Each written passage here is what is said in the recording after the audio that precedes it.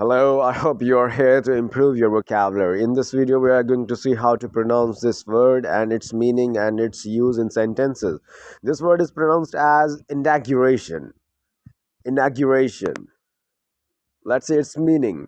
It's a noun. It means the beginning or introduction of a system, policy, or period. Launch, establishment, foundation. Let's see its use in sentences. The inauguration of the new community center was attended by hundreds of residents. The president's inauguration ceremony was broadcast live across the country.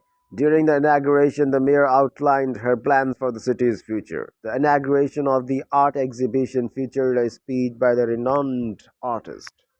Let's see more sentences. The committee celebrated the inauguration of its first annual science fair. The inauguration of the new highway is expected to improve traffic flow significantly.